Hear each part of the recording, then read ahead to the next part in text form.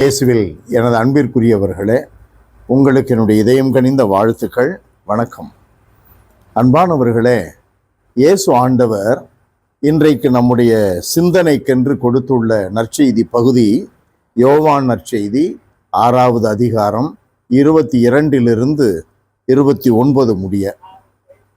ஆண்டவர் இயேசு 5000 பேர், ஆண்கள் மட்டுமே 5000 என்று சொல்லப்பட்டுள்ளது. அத்தனை பேருக்கும், பெண்கள், குழந்தைகள் அனைவருக்கும், பல்லாயிரக்கணக்கான மக்களுக்கு அப்பம் பழுகி அவர்கள் உண்ண கொடுத்தார். அவரை அரசராக்க முயன்றார்கள். அதை அறிந்து தப்பித்து அவர் வெளியே சென்று விட்டார் என்று நாம் வாசித்திருக்கிறோம். அதை தொடர்ந்து ஆண்டவர் இயேசுவை இந்த அப்பம் பழுகிற நிகழ்ச்சிக்கு பிறகு இயேசுவை நிறைய பேர் தேடுகிறார்கள்.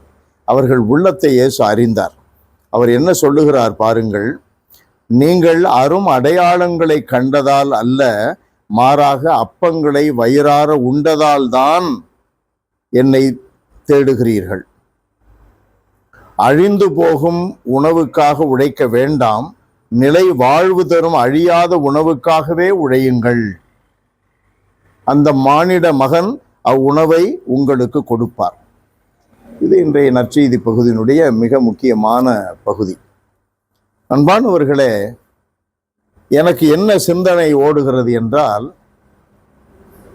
நம்ம கோவிலுக்கு வருவாங்க, தவறாமல் ஞாயிற்றுக்கிழமை கோவிலுக்கு மறைக்கல்விக்கு பிள்ளைகளை அனுப்புவாங்க, எல்லாம் சாமியாரோடலாம் நல்லா இருப்பாங்க.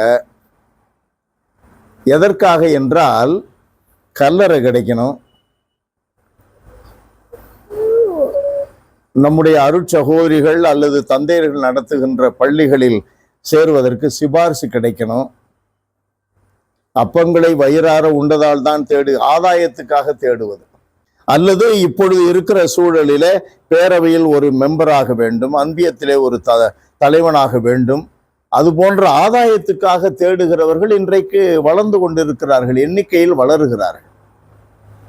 இயேசுவை நம்புவதன் விளைவாக வழிபாட்டில் பங்கெடுப்பது, மக்கள் மத்தியிலே, குருக்கள் மத்தியிலே, மக்கள் மத்தியிலே நல்ல காரியங்களை செய்வது, அன்பியத்தில் பங்கெடுப்பது என்றெல்லாம் இல்லை. இன்றைக்கு நிறைய மக்கள் மத்தியில இருக்கிற தாகம் என்ன என்றால், தனக்கு ஆதாயம் கிடைக்க வேண்டும், தன்னுடைய பிள்ளை படிக்க வைக்கப்பட வேண்டும், தன்னுடைய பிள்ளைக்கு ஹாஸ்டலிலே இடம் கிடைக்க வேண்டும், கல்லூரியிலே இடம் வேண்டும், சிபாரிசு கடிதம் வேண்டும், செத்து போனா கல்லறை வேண்டும்.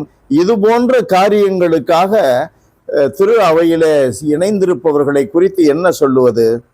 இயேசு ஆண்டவர் அதைத்தான் வருத்தமாகத்தான் சொல்லுகிறார்.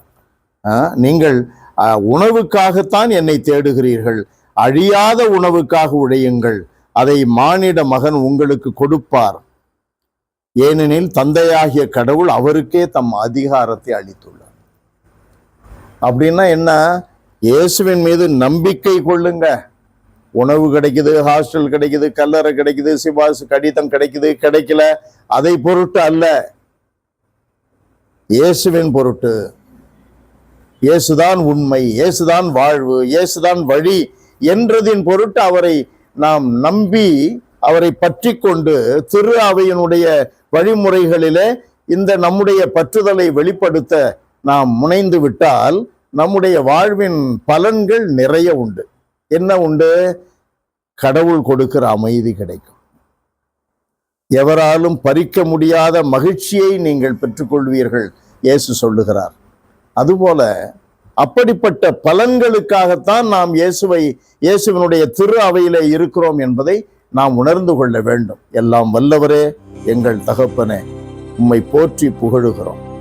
ஆண்டவரே, எங்களுடைய இயல்பாக இன்றைக்கு இருப்பது குருக்கள், கன்னியர்கள், பொதுமக்கள் அனைவரிலும் இந்த இயல்பு தலைதூக்கி நிற்கிறது. மிகச் சிறப்பாக ஆதாயத்தை தேடுகிற இயல்பு. ஆண்டவரே, உம்மை தேடுகிற இயல்பு எங்களுக்கு திருமுழுக்கு வழியாக கொடுக்கப்பட்டுள்ளதே, தூய ஆவியின் வழியாக கொடுக்கப்பட்டுள்ளதே, நாங்கள் பெற்றுக்கொள்ளுகின்ற திரு உணவு, திரு விருந்து வழியாக நாங்கள் பெற்றுக்கொள்ளுகிறோமே, இந்த அடிப்படை ஆற்றலினால் நாங்கள் வாழ வேண்டும். வரம் தாரும். இயேசுவின் பெயரால் ஜெபிக்கிறோம் தந்தையே. ஆமென், ஆமென்.